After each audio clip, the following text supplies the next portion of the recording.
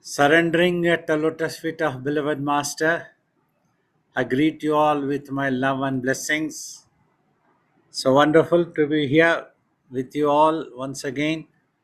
Another opportunity that you pick up the thread to silence your mind.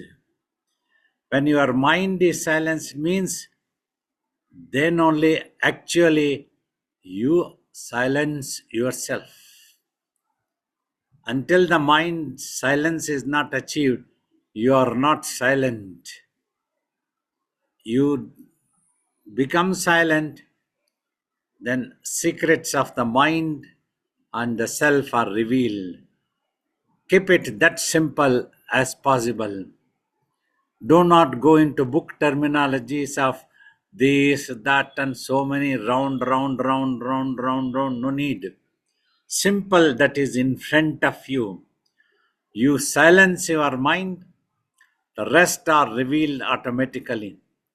Your job, silencing your mind. For that, you have to put effort so that you just practice watching and gradually give up thinking. Pranams, Baba. And on Yeah. behalf of everybody, if I could just thank Baba again for setting aside this time during his routine. It's a large commitment for Baba every week, and we appreciate the time. Thank you all also for helping me to conduct these sessions. Always coming Babaji, up wonderful questions. Thank you. Baba, this week we were going to consider the subject of dharma. So I was wondering if Babaji could please describe what's meant by that word, dharma. Dharma is a word used for your duty, obligation. So that is the basic meaning to tell this one. And further, if you need to understand, okay, now if you want to call this is dharma, means what is your dharma, then you have to understand what are your duties, what are your obligations. So that is what is known as dharma. Though generally, dharma is synonymous for the word religion. In fact, religion also, uh, through you only, Bruce, I think if we remember, so we tried to find out the word from the Latin that which came the meaning of obligation. So that is what, right?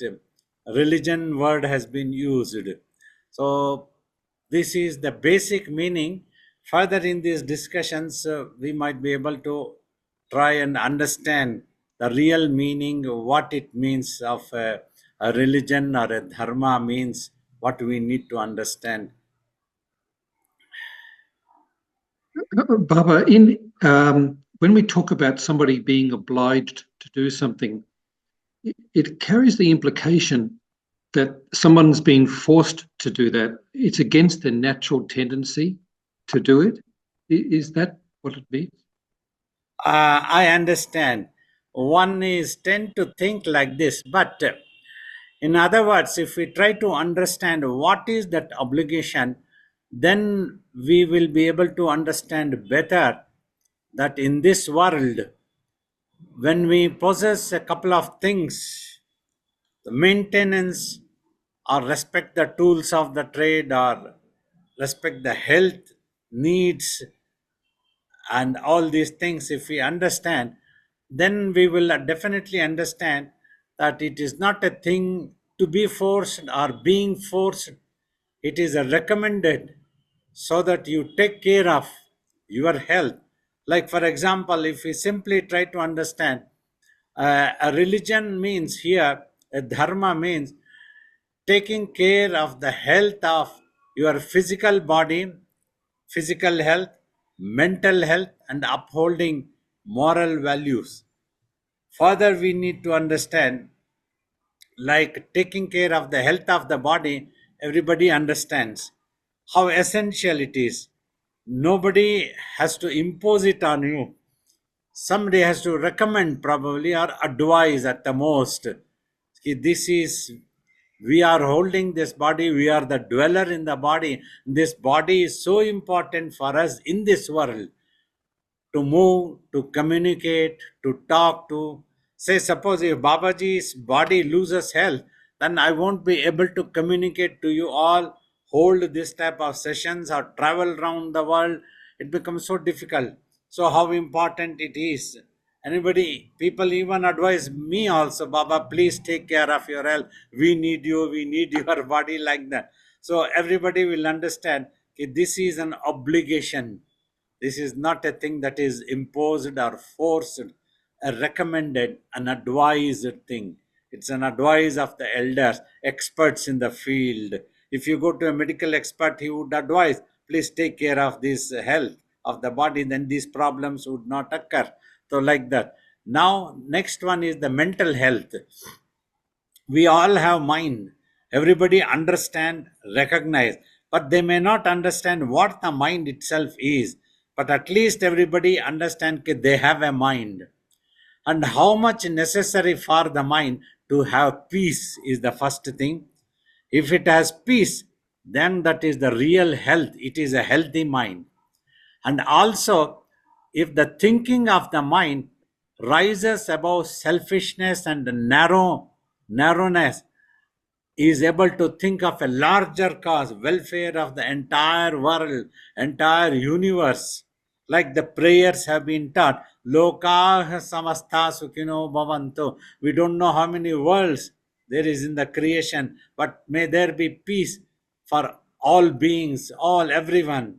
So, like that, we need to understand these two things: upholding moral values and keeping the mind health. If the mind is not healthy, that means such a person's mind is corrupted, is very selfish, narrow minded. A selfish and narrow minded person will always try to harm others for his or her own comforts, or her own his own well being, doesn't mind harming others. So this is what the illness of the mind. If the mind is healthy, means it has peace, it is under one's own control. Like if you have a mind, you should have control over the mind. You should be able to think and decide what you want to think, what you want to be creative. When you don't need, you should be able to keep the mind quiet, yourself quiet. So all these points we try to understand is the health of the mind. If we practice such exercises and are able to keep the mind healthier to this level, then we will be able to uphold the third, moral values, upholding moral value, consider about each other.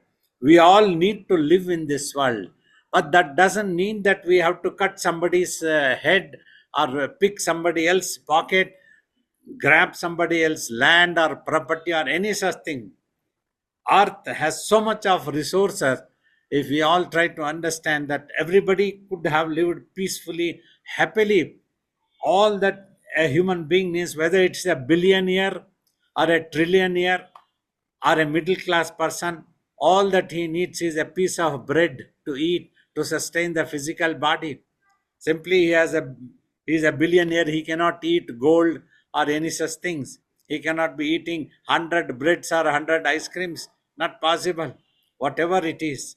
So that's what Swamiji used to tell. If you have 12 bananas, give some to others and hold some to you. So these are all the moral values when we are able to consider about others. If I am happy, all of you have a right to want to be happy. If I am hungry, all of you are want to be hungry. So now that is how I hope you all understand health of the body, health of the mind, and moral health. We are able to uphold moral wealth. If all human beings were keeping these moral values up, there wouldn't have been any conflict, any trouble. Everybody would have been living, all humans living for each other. The happiness would have been there for everybody. So these three are the obligations that is originally recommended. A dharma means, a religion means. That is the ancient teachers who recommended some exercises so that you can uphold this health of the physical body, mental health. All exercises that are taught in religions, things like prayers, worship, or any sadhana like meditation, and music therapies. These things are all helpful to keep the mind healthier and at peace, under control. So, this is what the obligation or the dharma, religion, we need to understand. It's another thing today, it might be misinterpreted, misunderstood, misused for different purposes. A word religion. That's why many people are averse to this word of religion. Even my own guru used to tell, we are not religious teachers. Means here, religious teacher, what he meant was teaching a particular doctrine and recommending only that doctrine as the real thing and belittling all others. Whereas a yogi never does that one. All religions are equal and honorable, like Swamiji used to tell. He respected all religions, means all methods of exercises to go towards the ultimate truth.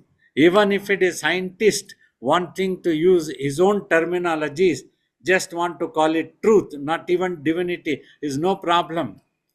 At least he wants to look into the truth, what it is. So that is the greatness. So we respect that aspect also.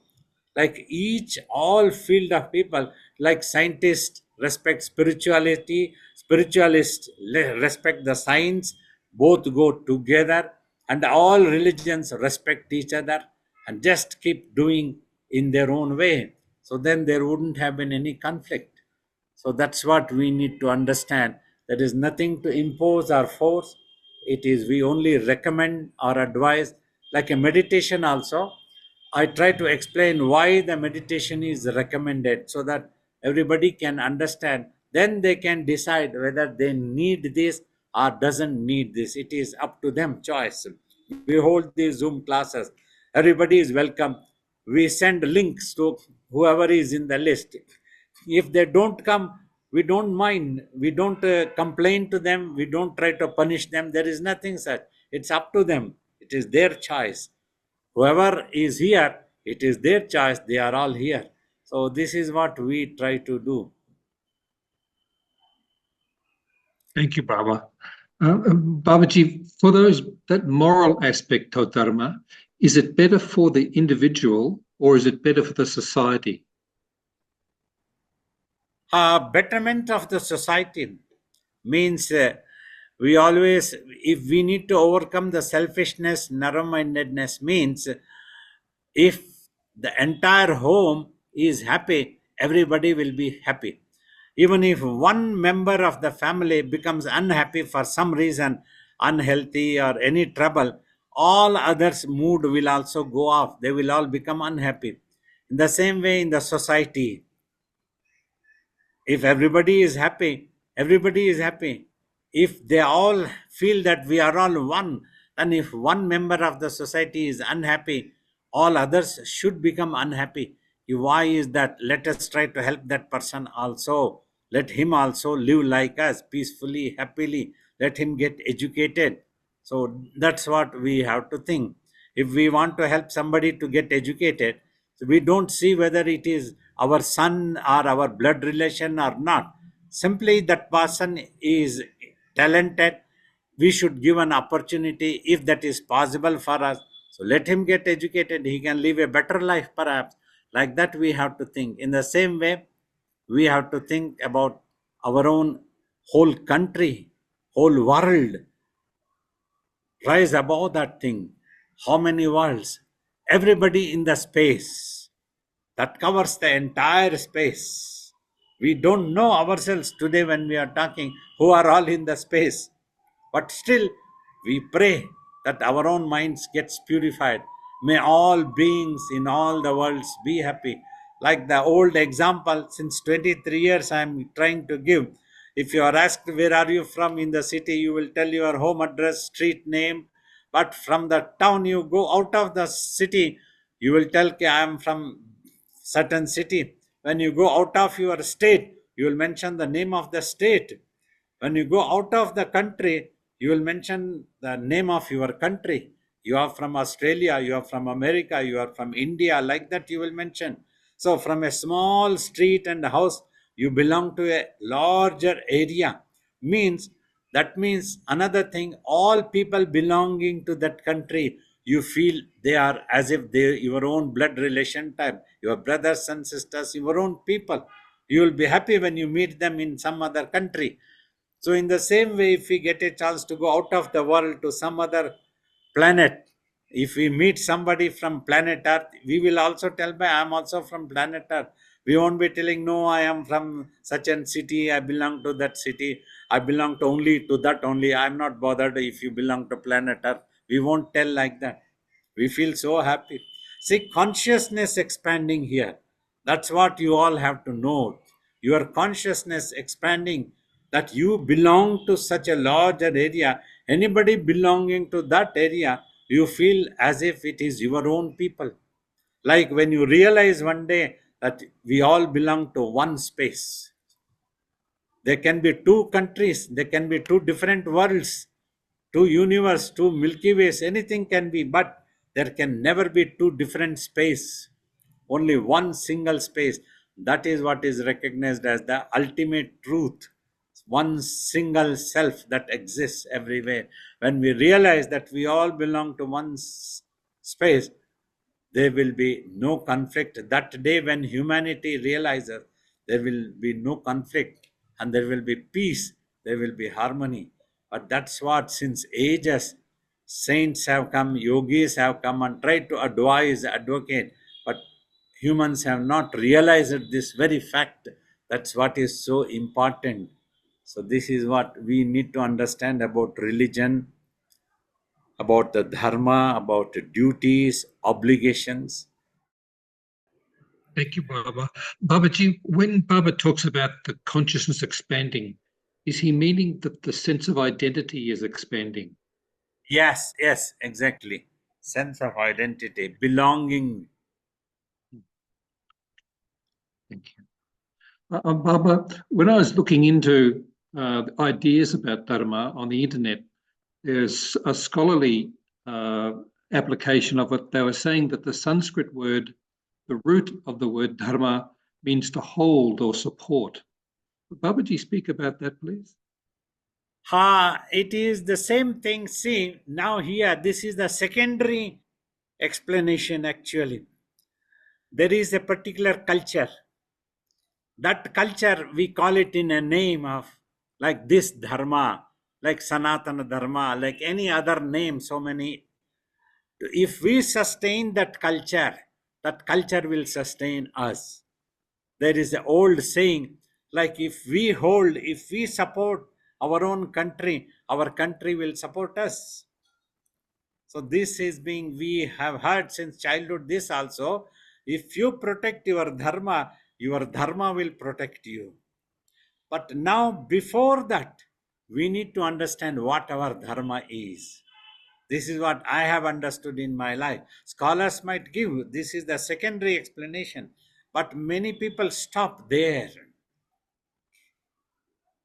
where so many people would have misinterpreted, this is our dharma, this is what you have to uphold, this is what you have to do.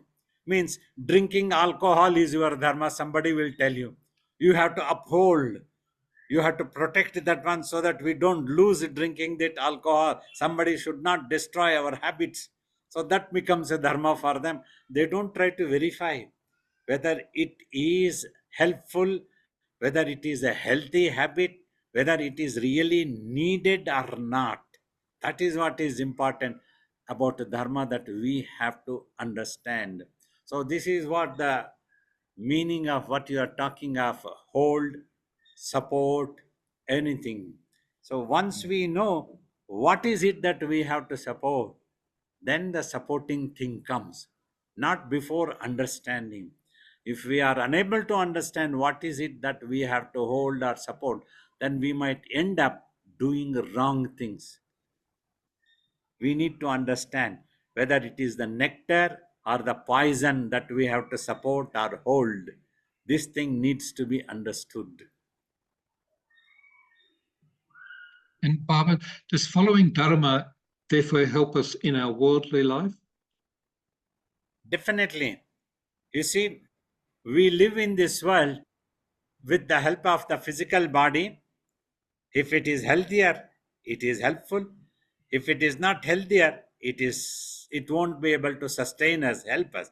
Now, mind also, if the mind is healthier, if it is a matured person who has achieved peace, then can recommend peace to others.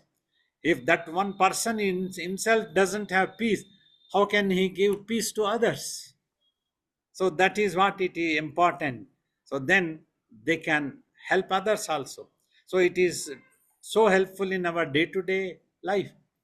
Like many things tell Kim, don't do such a thing to others which you yourself wouldn't like it to happen to you.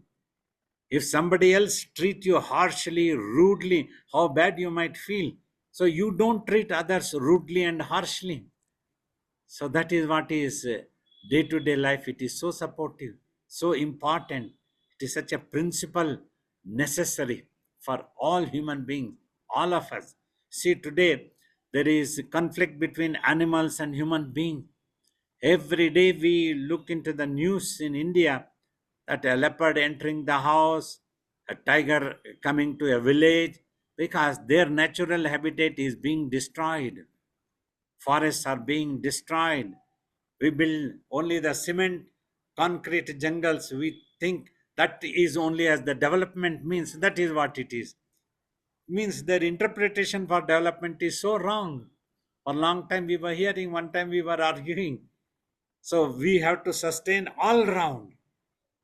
We need a house also, but we need a tree also at the same time. We need oxygen also, we need water also, we need food also, everything we need. All these things are equally supportive for our life in this world. The same way we need physical health, mental health, and moral health also to support ourselves in this world. Without these, how can we live possibly? This is what we need to understand, that it's so useful in our day to day life. And Baba, is dharma different for householders and monks? No, not at all. Simply, a way of life might appear different. For all, it is the same. Like, simply by becoming a monk, nobody will become self realized. One has to meditate, one has to do sadhana. Simply, that person has adopted a particular way of life, and another person has adopted another way of life. One has become a householder, another has become a monk. But to meditate, both have to take out time every day. That thing doesn't ask you whether you are a householder or a monk. It will tell, but you have to take out times. God will not ask, oh, you have become monk, so you are self-realized, you don't have to do meditation. There is no such concession or discounts, nothing. You have to meditate. You have to remain non-corrupted. You must take care of your physical health, mental health. See, we are yogi, but the body will not listen. If we don't look after it, it will have its own illness. If I don't take a little bit, become careless, if I become attentive to somebody else, my body gets affected. It doesn't say that, oh, you are a yogi, you don't have to take care. Doesn't happen. The rule is same for everyone. Knowledge has no shortcuts, only way of life. You see, in earlier days, this monkhood was recommended so that a person can dedicate totally to the need of the society. See, if I have a wife and children, my first thought will go to my wife and children. I will give time to them. I may not be able to take out time for society. But if I don't have any such obligation, I can give time to society. I was able to live in the ashram because I didn't have any wife or children. All those people have wife and children, they will have to find a home because they need their own things. Not that it is bad, it is simply a way of life. I told them, Kibai, I wanted to live this type of life. It's a way of life. We don't look down at householders.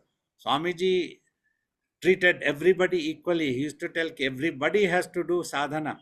It is up to you. You want to become a householder? No problem. Still, you can achieve self realization. You have to take out time.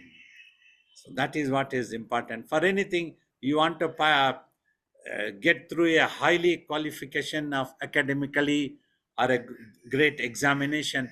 Anybody has to read, study well, prepare well, appear and do it well.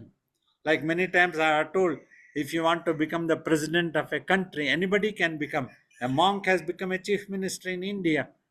A monk can become a president of a country, but you have to give that much of time, you have to do such work. Simply sitting under a tree, if I am doing repeating the name of God, I cannot become the president of a country. I'll have to work out for that one. So everybody will have to work out. That knowledge, that truth doesn't ask whether you are a monk or a householder. Everybody has to be a human being first. That is important. If it is a monk, he is not a good human being. He is very harsh and rude to others, and he is unable to attend to the understand the society's needs, unable to give love and care to each and everyone. What's the use of such monkhood? It's useless. So that is what is important. One needs to understand.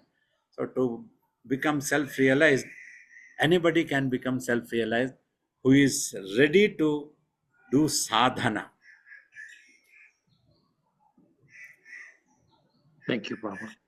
Oh, Babaji, coming back to the moral aspects of things, I was speaking with a friend during the week, and it seemed that with Western morality, there's a very strong emphasis on right and wrong, black and white, a set of rules. But when read the great stories of India like Mahabharata, it just seems to recall events. It doesn't say it's right or wrong. It just shows if you do this, this happens. Is that is that correct, Bob? Yeah, you see, many times this type of questions come to us also. What is right and what is wrong is the most difficult, almost impossible. One man's food is another man's poison. If we try to go in this way, arguing, there can be never ending. And often human beings, they might be setting a set of justice for themselves and another set of justice for others. Humans can be selfish. What happens when somebody attacks their country? They will tell "Ki this is unacceptable terrorism." When the same terrorism happening in another country, the particular government might tell "Ki, oh, it is a freedom fight." See, the terminology changes. The same thing happening. So, like this, humans have always been trying to selfish, narrow-minded. So it really doesn't works properly. The whole world doesn't get justification. So if a certain thing is imposed, you have to work it out. That's what Mahabharata teaches. It doesn't teach any violence. Bhagavad Gita doesn't teach us violence. But if it is imposed, you have to defend to find peace. You allow one tree to be cut, then tomorrow they will cut the second tree, then third tree, they will cut all the trees, and then they will uh, destroy your building also. They will ask you to get out. You keep quiet, you keep quiet. They will hit on one cheek and you keep quiet. They will hit on another cheek. You keep quiet. They will break your teeth. You keep quiet. So that's what the Indian philosophy, particularly Lord Krishna, that's what we learned. He teaches peace. He teaches you that you have to know yourself, self realization, and try to behave properly in this world. Say, if you and your neighbor are there, if your neighbor is not behaving properly, how can you sit peacefully? The justice should be for both equally. The rule should be equally. Like, for example, we keep discussing about world wars, conflicts, wars. Many questions have been asked. League of Nations were there, that got broken, then United Nations came. In 1945, everybody hoped ki, our parents used to tell ki, we all thought ki there is not going to be any more conflict. United Nations will not allow. But the wars and conflicts have continued. Nobody has been able to stop the wars. Why? Who is in the United Nations? It is only all the world is there, unable to stop. Because there must be something wrong amongst human beings. Some set of justice, some set of justice, right and wrong definition is not proper. If the right and wrong definition can be proper, that can never be proper for human beings. Human beings will never behave in that way. So that's why it is taught. First, you meditate and purify your mind. Then you will be able to see a larger cause always. Only then you will do it. But if you are selfish, see in Mahabharata, one person named Duryodhana appears to be villain for people who read that. But with him, so many noble people also sided and supported him to do that one. First, his own father and his own guru and his own grandsire, everybody sided with him. If they had taken a stick and give him beatings, you are not going to behave like this. What you are doing is wrong. This is not justice. You give them back their kingdom. It is their kingdom. We all elders decided if they had asked him, everybody could have been saved. The war would not have happened, but they all kept quiet in the name of something else. That's where, again, they defined their dharma, their duty as something different other than the larger cause. They did not see our duty is to stop the war. Nobody thought that one, except Sri Krishna thought it is duty to stop the war so that everybody can be saved. From both sides there will be dead bodies, Sri Krishna said. Both sides there will be crying, mothers will be crying, wives will be crying.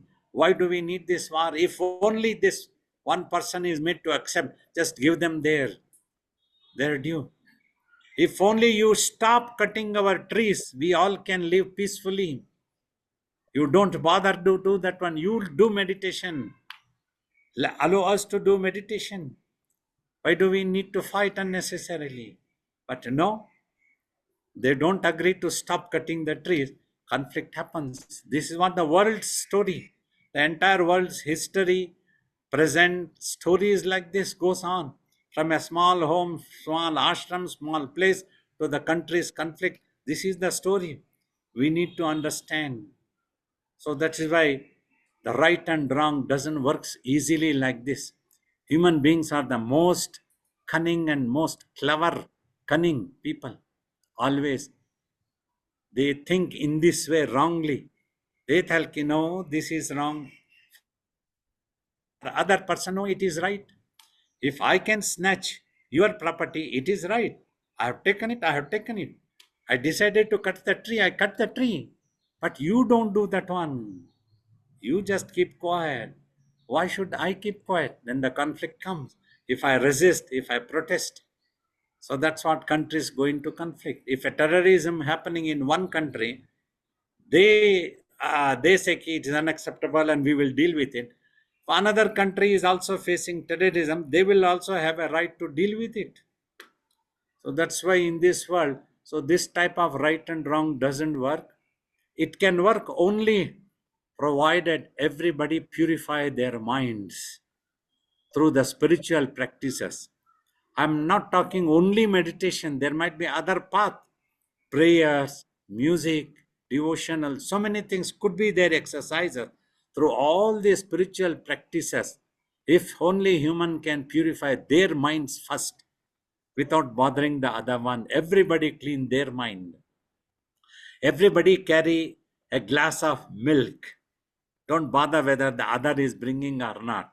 Like the king asked to fill the drum with one glass of milk. One person thought, if I quietly take one glass of water, who will notice? All others will be bringing milk. The next day when they saw, the drum was full of water. Everybody had thought so. That's why there is conflict in this world. So if everybody can carry that milk, if all of us understand that we have to purify our mind, then everybody will be able to think in the right direction. That will become possible. Only then the dharma can be upheld. The right and wrong can be decided. Otherwise, until now, humans have failed to decide what is right and what is wrong. If you ask, Dhritarashtra, he said, ki, my children are correct. If that's the other side, they are correct. But who will decide ki, who is correct? That's so difficult. So simply, practically, it has happened. Also, I have said, if you remember from the earlier days of my talking, people of this world talk about peace but do not practice peace. That is why there is no peace. If we simply talk of dharma, there is no dharma. We have to practice larger cause. If this was not an ashram, it was my house, I could have allowed all the trees to be cut and take the entire property. I can go and sit under the tree. But I am sorry, I am only a caretaker of this ashram of my guru. I cannot allow such a thing to happen. I will have to defend. I am a soldier. So that's what happens. We pray, may the humanity be inspired to do sadhana, to purify their own minds, find the truth about their own existence, and learn to respect others' knowledge also. Learn to respect each other. Love and honor is necessary. Thank you, Baba. Babaji often uses an expression, a phrase, don't define your dharma. But I have trouble understanding that, Baba, because the dharma has to be defined to be able to follow it. I'm not understanding properly, Baba. You see, a while ago we were discussing two aspects of dharma. One, the first definition I told, the basic definition, and you tried to tell by reading the internet what dharma means. If we try to understand these things, when I spoke, it was particular and everybody could understand what the dharma means. Keeping healthier of your body, your mind, and moral values. So everybody can understand. These three things are important. But now, to understand what is the moral values is the most difficult thing. That's what when they say uphold the dharma, uphold something, looking after something is the dharma. What is it that you have to look after? Is it not necessary that we look after our own character, our own culture, our own human values? All this we forget, but we try to give a shape.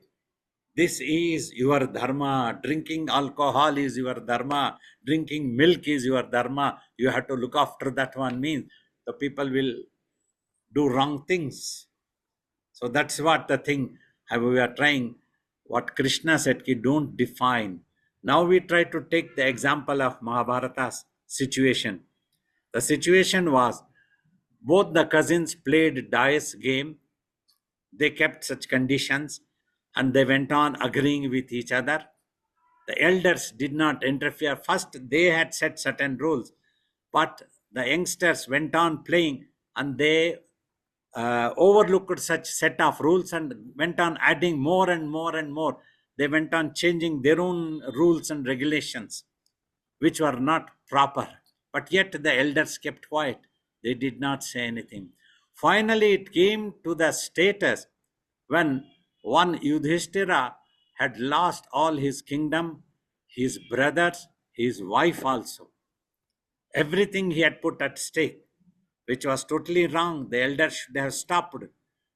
You should not go up to this level of dice game or any lottery or any such thing. You must not put your things stake to that level that you are going to lose everything that which doesn't belong to you. Then the other person who had won, Duryodhana, ordered that Draupadi be disrobed in the court. At that time also, she pleaded with everyone. She did not plead with Duryodhana the wicked, but she pleaded with Bhishma, the grandsire, the noblest personality. But he said no, he kept quiet. If he wanted, he could have protected, he had the power. If he had taken up the bows and arrows, nobody could have challenged him there. If only he had thought it is necessary to protect the uh, chastity and character of this woman first, it's important. then I will be protecting the entire clan.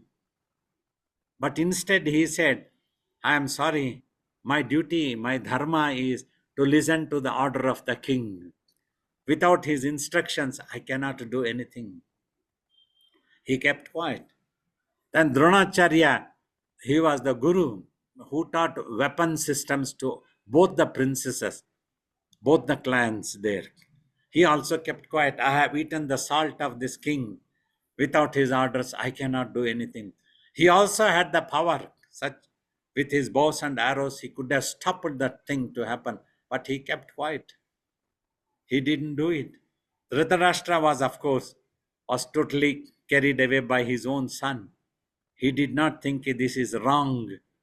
So, like everybody, let alone these people, her own husbands kept quiet. Yudhishthira and other people also kept quiet in the name of dharma.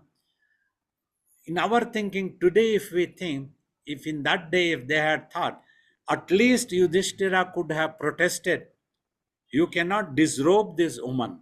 This was not in the contract. Okay, we lost her. She can mop, she can dust your home, but you have to take care of the chastity of this lady. You cannot disrobe her. This is not in the. We will protect her as a woman, if not as my wife. At least as a woman, we will protect her first. They should have told this, but they all failed. So here, the failure happened. If we try to think today, she was left alone in the court to get disrobed by all her own people, all the elders, in the name of dharma, because they defined dharma. This is my dharma. This is not my dharma. So that's what, since ages, perhaps we human beings have misunderstood dharma, misused dharma, did not execute our duties properly. That's what Sri Krishna tried to teach one person. His great national asset. We learned so much from him. He came and protected Draupadi in whichever way he protected that one. That the story says. He did not think, where I do have the permission of the king, I do have the permission of her husbands. They could have asked, who are you, Krishna, to intervene like this? It is our wife. We have lost her. Let her go. He didn't bother for anything. He straight away got into the job of protecting her. That was what he showed. Set a priority. Do not define what is your dharma. You never know in which situation what you will be forced to take action. Say, I am a soldier of one country. I am friendly with the soldier of another country. We both are very good friends. We are like brothers. If that other country invades my country, will I see the friendship of my personal, or will I defend my country? So that's what happened when somebody attacked our ashram trees and our ashram's existence. So the other person was our best friend, like a brother for us. But I was a soldier. I needed to take care of the safety of our ashram. That was very important. So that's what happens in dharma. That's what we have tried to tell. Never define what your dharma is, means. Never define in a particular picture. Never tell, okay, protecting this pen is my dharma. That should not be. If necessary, you may have to give way to this. If you are going to protect the larger cause. So protecting the friendship is not my dharma. I never defined. We were great friends. We were brothers. But that was not my dharma. I had to see a larger cause. If I had protected, that's why today people are able to come and sit here, peacefully do meditation also. If we had not taken such steps, nobody would have been able to come and sit here. They would have driven away everybody. That would have happened. So that is what it means. That's what Sri Krishna taught everywhere. You never know where you have to take up a sword and defend your larger cause. If your country gets attacked, you have to defend your country. You have to go to the borders. The soldiers need to defend. That is becomes important. Otherwise, the other country may invade. When they invade, they will destroy the entire culture of another country and destroy the people also everywhere. Such destructions we are watching. Even after Second World War also, we are watching this thing. We didn't get to see the Second World War. We were born afterward. But after we were born also, these wars are continuing because of humans are cunning. They have not purified their minds properly. Even today in the society, everywhere we just try to see, every other day we get to see, they praise their own children very much, but they don't want to appreciate others' children if they are doing very well also. Such a narrow-mindedness I have seen. I have laughed at myself what this world is. It is natural for anybody to have attachment to their children and praise them. They are good. But if others' children are also performing well, praise them also, appreciate them also. Not to that extent that I don't want to appreciate anybody else's child except mine. To such an extent I have seen human being. Oh my God. That's why when my master dropped his physical body, people were all pretending thinking, I have been possessed by Shiva Balayogi. I have been one thing standing in front of my guru's photo. I said, if at all you want to come, please come on any animal. Do not come on a human being who are the most unreliable creatures. Sorry, some of these things came out in answering these questions. So much to understand and discuss about this human nature and the dharma, right and wrong things in this world. That's the most difficult and complicated thing, human minds. Thank you, Babaji. We've got some questions that have been sent in, Babaji. The first one is, if there is a conflict, is it better to walk away from it? At least that way I can protect my mind. Is that selfish to think that way? It depends on the situation. If it is your home, you cannot afford to walk away. If it is somebody else's home, you might think of walking away for a while if you are not concerned. So that is what the world is yet complicated. It's very difficult to answer these questions. Staying away from conflicts is definitely advisable, remaining peaceful as much as possible. But if anything is imposed on you, you cannot walk away. So this is very difficult to answer this question. It is inconclusive, whatever we are talking. We'll take next question. In the Gita, there's a line Krishna speaks. It's sometimes translated as, it's better to do one's own dharma, even though you do it imperfectly, than to do another one's dharma, even though perfectly. Could Babaji comment on that line, please? Here we have to take, you do your duty. First, you try to purify your mind. Other may not be doing that in the world. Somebody should not complain. So many human beings are not meditating and purifying. Why should I bother Babaji? Let them do it. At least you purify your mind. You do meditation. And as long as you do it, you might be able to influence one or two at least, if we may not be able to influence the whole world. So many great sages and saints and self-realized masters have come from time to time, different parts of the world. But if we try to see a whole picture, nobody has been able to change the whole world, all humanity, not possible. Yet they all did their part of work, little, little. We are all doing a little, little work. At least 100 people are here whom I will try to influence to the best of my ability. I may not be able to change 100,000 people. They may not be listening. All 100,000 will not come to Zoom, will not consider me an intelligent or right person.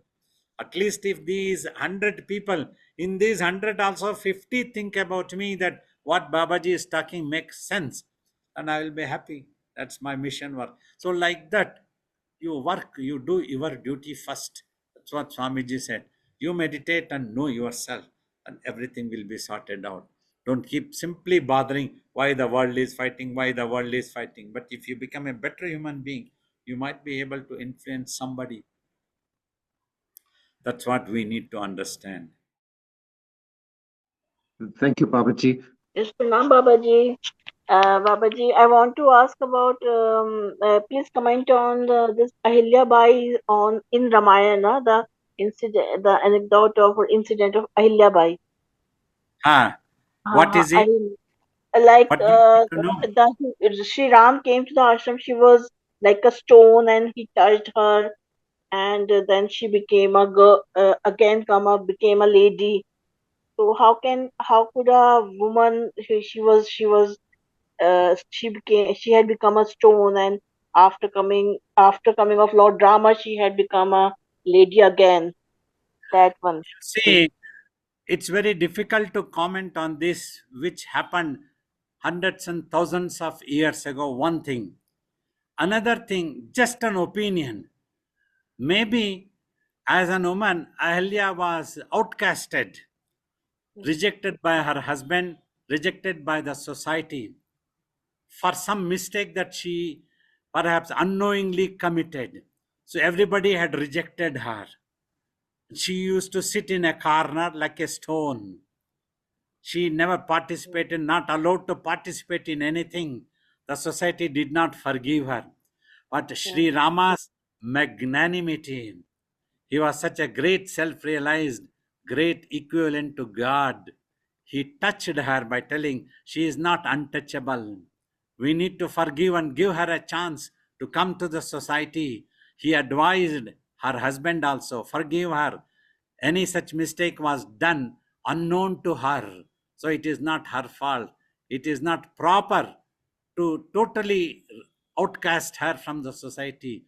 That's what Sri Rama advised for the welfare of the entire society, right? Hari Om Baba. Hari Om. Baba, today in this forum, we are discussing about Dharma. As we know, Hinduism is more than a religion. It is described as Sanadana Dharma. Could Baba please explain the term Sanadana? What is the meaning of Sanadana Dharma? Thank you. Sanatana is the most ancient from time immemorial. Since then, this is coming. These things have been advised. That is what is Sanatana Dharma means. There was no name was given. This was practiced as a way of life. Like every day, you get up, you have a shower, you have a breakfast, and go to office. That becomes your duties. In that way, these things were taught. Kausalya Supraja Rama Purva Sandhya Pravartate Uttishtana Rashardula Kartavyam Daivamanikam means this was taught as a duty. O Kausalya's son, who is the lion amongst human beings, it is early morning. After the sunset, it is early morning hours. It is time to wake up and try to remember the ultimate truth, the divinity, which is your first duty. Like that, it was taught as a duty. So that is what is Sanatana Dharma, right? Is there any other question? Yeah, I have another question. It is regarding Bhakti Marga, which I asked last Saturday. Baba, please bear with me. Quickly, I will ask again that question. In the story, it is said that when Mirabai, she was dancing before the idol, Lord Krishna's idol, and then finally she merged with that idol. So how could that happen, Baba? Probably that consciousness, like what you So, call, is that no. You over. see, now wait, I have understood your question. You understand my answer now. This lot of mythical things gets built up. In olden days, communication, news was not possible to immediately. Today, if Babaji drops his physical body, immediately it will be live streamed. This is Babaji's dead body, he has dropped his body. But in olden days, this was not possible. So they would have taken leave of the body and told, okay, she merged. She merged means your mind merging with that divinity. Infinity merges with the infinite thing. That is what happens. The physical body belongs to the matter. Matter will go back in its own way. It will not simply disappear and merge in the space. It will not happen. So that is the truth of science, even in spirituality also. That's what happened. Like when our own guru dropped his physical body, his body was taken leave with due honors by placing it in the ground in the Samadhi. But Shiva Balayogi Swamiji, as a yogi who was infinite, whose mind was already merged with divinity when he did tapas, he merged, he became one with the divine. So this is what one need to understand. You got it? One final question, Baba. So what happened to her latent tendencies? Was there no any impurities in her mind at that point of If time? there is, wait now, if there is any impurity there, the merger will never happen. They will be reborn again in this world. Yeah, I got it, Baba. Thanks. Okay, wonderful, Bruce. Thank you so much for asking some lovely questions and giving me an opportunity to tell my opinion, my experience, and everything. I hope everybody have tried to understand what I have tried to convey.